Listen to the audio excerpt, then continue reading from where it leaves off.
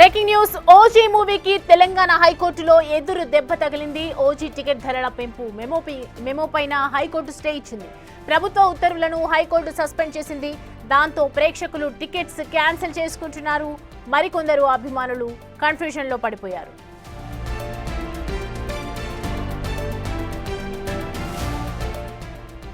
OG ticket ధరల పెంపు మెమోపై మహేష్ యాదవ్ హైకోర్టులో పిటిషన్ దాఖలు చేశారు. టికెట్ల పెంపునకు అనుమతి ఇవ్వడానికి హోంశాఖ స్పెషల్ సిఎస్ కు ఎలాంటి అధికారాలు లేవని పిటిషనర్ తరపు న్యాయవాది కోర్టు దృష్టికి తీసుకెళ్లారు. హైదరాబాద్ పరిధిలో సిపి, జిల్లాల పరిధిలో జేసీకి మాత్రమే మెమో జారీ చేసే అధికారం ఉందన్నారు. టికెట్లు అధిక ధరకు విక్రయించకూడదని నిబంధనలు ఉన్నాయని గుర్తు చేశారు. గేమ్ చేంజర్ సినిమా సందర్భంగా హోంశాఖ అండర్టేకింగ్ కూడా ఇచ్చిందని పిటిషనర్ న్యాయవాది వాదించారు. ఆ వాదనలను పరిగణలోకి తీసుకున్న జస్టిస్ ఎన్వి శ్రవణ్ కుమార్ మెమోను సస్పెండ్ చేశారు. తదుపరి విచారణ వచ్చే నెల 9కి వాయిదా వేసింది. ఇక ఇదే అంశానికి సంబంధించి అడ్వకేట్ మల్లేష్ యాదవ్ ఏమంటున్నారు, పూర్తి వివరాలు మా ప్రతినిధి సురేష్ ఫేస్ టు ఫేస్ ఇప్పుడు చూద్దాం. హైకోర్టులో ఓజీ సినిమాకు బిగ్ షాకే తగిలిందని చెప్పొచ్చు. సినిమా ధరలు పెంచుకోవచ్చని ప్రభుత్వం ఇచ్చిన మెమోను సస్పెండ్ చేస్తూ ఉత్తర్వులు జారీ చేయడం జరిగింది. సినిమా ధరలు పెంచి ప్రేక్షకుల నడ్డి విడుస్తున్నారని చెప్పేసి కూడా మల్లేష్ యాదవ్ అనే న్యాయవాది హైకోర్టులో పిటిషన్ వేయడం జరిగింది. ఆ పిటిషన్ పైన విచారించిన హైకోర్టు పెంచిన ధరలు తక్షణమే నిలిపివేయాలని చెప్పేసి కూడా ఆదేశాలు జారీ చేయడం జరిగింది. ప్రస్తుతం మనతో పాటు పిటిషనర్ న్యాయవాది మల్లేష్ యాదవ్ ఉన్నారు. ఒకసారి మాట్లాడదాం. ఏమని పిటిషన్ వేశారు, ఏం ఆర్గ్యుమెంట్ జరిగింది కోర్టులో? ఈరోజు ఏదైతే హోమ్ ప్రిన్సిపల్ సెక్రటరీ గారు ఈ ఓజీ సినిమాకు ఈరోజు ఒకరోజు నైట్కు 9 PM 24th నాడు 800 పెంచుకోవచ్చు, మిగతా 10 రోజులకు ఒక సింగిల్ స్క్రీన్లో 100 రూపీస్, మల్టీప్లెక్స్లో 150 రూపాయలు పెంచుకోవాలన్నటువంటి మెమో ఇష్యూ చేయడం జరిగింది. మా కంటెన్షన్ ఏంటంటే ఈ మెమో ఇచ్చినటువంటి ప్రిన్సిపల్ హోమ్ సెక్రటరీకి ఆయనకు అథారిటీ లేదు, ఆయనకు ఇచ్చే పవరే లేదు. జనరల్గా థియేటర్ రేట్లు పెంచేటువంటి అథారిటీ జిల్లాల్లో జాయింట్ కలెక్టర్కు, హైదరాబాద్ నగరంలో పోలీస్ కమిషనర్ గారికి ఉంటుంది. సో ఇది ఇంతకుముందు పిల్లులో 2021 పిల్లులో కూడా ఈ డిస్కషన్ జరిగింది. టికెట్ రేట్లు ఇష్టారీతిన గవర్నమెంట్ నచ్చినట్టు పెంచడానికి లేదు. అలా దీనికి ఒక జీవో ఇష్యూ చేయడం జరిగింది. 2021 లోపల ఒక కమిటీ ఏర్పాటు చేసి ఈ థియేటర్కి ఎంత ఖర్చు అవుతుంది, సిటీలో ఏముంటుంది, సింగిల్ స్క్రీన్ ఏంటి, మల్టీప్లెక్స్కి ఎంత రేటు ఉంటాయని ఒక కమిటీ నిర్ణయం తీసుకొని దానికి ఖర్చు వేయాలన్నింటినీ తీసేసిన తర్వాత ఇంత రేటు ఉండాలని మ్యాక్సిమం 300, రీక్లీనర్కు మల్టీప్లెక్స్లో 300, మినిమం 100 నుంచి 150 రూపాయలు డిసైడ్ చేయడం జరిగింది. దానికి అగనిస్ట్గా వాళ్ళు ఇచ్చిన జీవోకు వాళ్ళు అగనిస్ట్గా ఇది ఒక్కటే సినిమా కాదు, ఈవెన్ ఇంతకుముందు ఉన్నటువంటి జీవోలో ఈవెన్ ఇంతకుముందు మన గేమ్ చేంజర్ సినిమాను కూడా ఛాలెంజ్ చేస్తే ఆ రోజు కూడా గవర్నమెంట్ అండర్టేకింగ్ ఇచ్చింది, మేము ఇప్పటి నుంచి రేట్లు పెంచము. ఈవెన్ అసెంబ్లీ సాక్షి కూడా ముఖ్యమంత్రి గారు కూడా చెప్పింది, మేము బెనిఫిట్ షోలకు కానీ మిగతా దానికి ఏం పుష్ప తొక్కిసలాట తర్వాత. కానీ ఇది అవన్నింటినీ తుంగలోకి దొక్కుతూ మళ్ళీ కంటిన్యూగా ఇట్లాంటి మెమోలు ఇవ్వడం అనేది వాళ్ళు ఇచ్చినటువంటి జీవోలకు చట్టాలను తుంగలో దొక్కి నీకు లేని పవర్ను తీసుకొని హోమ్ సెక్రటరీ గారు ఇవ్వడం జరిగింది.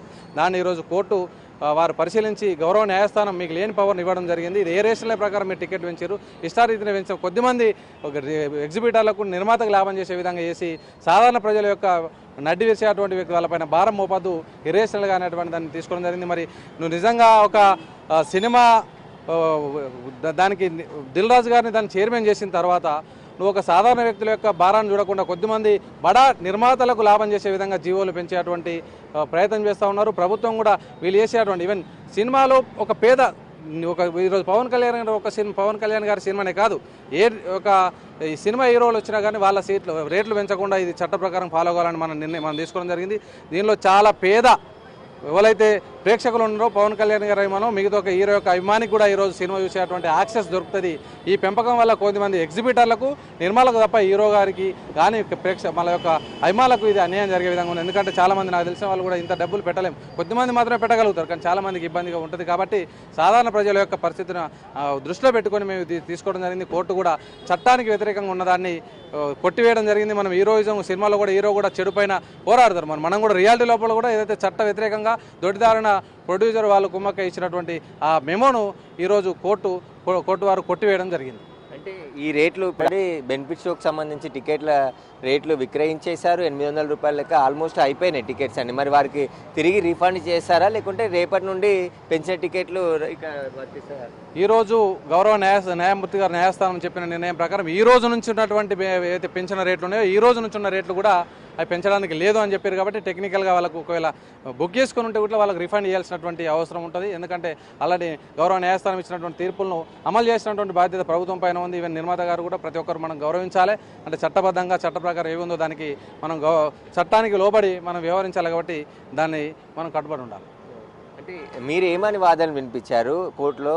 ఎందుకంటే టికెట్ల ధరలు ప్రతిసారి సినిమా వచ్చినప్పుడు వాళ్ళు ప్రభుత్వానికి అప్పీల్ చేయడం, మళ్ళీ రేట్లు పెంచుకోవడం, హైకోర్టులో పిల్ వేయడం ఇలాంటివి జరుగుతూనే ఉన్నాయి. దీనికి శాశ్వత పరిష్కారం ఏం లేదా?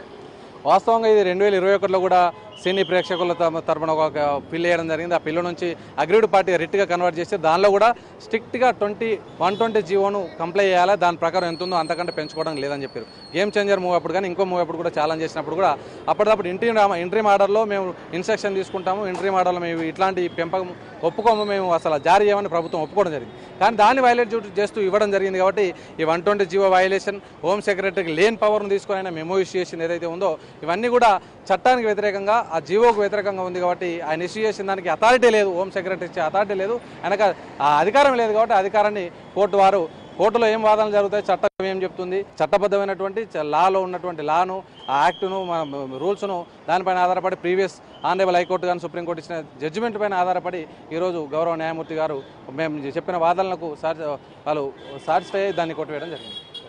అయితే ఈ రోజు నుంచే, అంటే ఈ రోజు పెంచిన బెనిఫిట్ షో, స్పెషల్ షోకి సంబంధించిన టికెట్లతో పాటు రేపటి నుంచి 10 రోజుల పాటుకు పెంచుకోవాలని ఇచ్చినటువంటి ఆర్డర్స్ అన్నీ కూడా సస్పెండ్ చేసింది. కాబట్టి సామాన్యంగా అంటే రోజు ఏ విధంగా థియేటర్లో సినిమా రేట్లు ఉంటాయో అదే విధంగా కలెక్ట్ చేసుకోవాలి టికెట్లు. కానీ ఎక్కడ కూడా డబ్బులు పెంచిన టికెట్లతో వసూలు చేయొద్దని చెప్పేసి స్పష్టమైన ఆదేశాలు హైకోర్టు ఇచ్చిందని చెప్పేసి కూడా చెప్తున్నారు. ఎందుకంటే ఒక కుటుంబం సినిమాకు వెళ్ళాలంటే భారంగా ఉంటుంది. ఖచ్చితంగా చట్ట ప్రకారం కమిటీ వేసి గతంలో 2021లో జరిగిన నిర్ణయం మేరకే ఉండాలి తప్ప మళ్ళీ ఇష్టానుసారం పెంచుకునేందుకు అనుమతి లేదు. ఖచ్చితంగా హోమ్ సెక్రటరీకి కూడా మెమో ఇవ్వడానికి అర్హత లేదు. కానీ ఆయన మెమో ఇచ్చాడని చెప్పేసి కూడా కోర్టులో వాదనలు వినిపించడం జరిగింది. కోర్టు దాన్ని ఏకీభవించి పెంచిన టికెట్ ధరలు అన్నీ కూడా తక్షణమే నిలిపివేస్తూ మెమోని సస్పెండ్ చేయడం జరిగింది. కెమెరామ్యాన్ సురేష్తో సురేష్, బిగ్ టీవీ, హైకోర్టు నుండి.